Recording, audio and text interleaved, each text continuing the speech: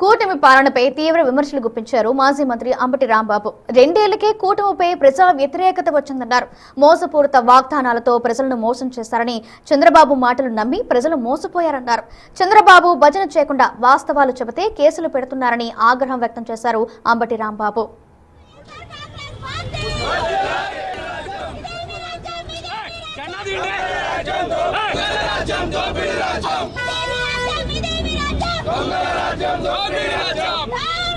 వాగ్దానాలు ఒక్కడి కూడా నెరవేర్చలేదు. నిరుద్యోగ భృతి 3000 ఇస్తానంటే నిరుద్యోగులు మోసం చేశాడు. శ్రీనిధి అని చెప్పేసి మహిళలకు 18 సంవత్సరాలు నిండిన ప్రతి మహిళకి 1500 రూపాయలు నెలకి ఇస్తానని దాన్ని మోసం చేశాడు.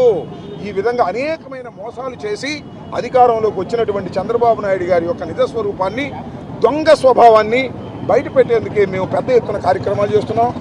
నిన్న కార్యక్రమాలు చేశాం, ఇవాళ కార్యక్రమాలు చేశాం. మళ్ళా 9వ తారీఖున గుంటూరులో పబ్లిక్ ఒక టౌన్ హాల్లో మీటింగ్ పెడతాం.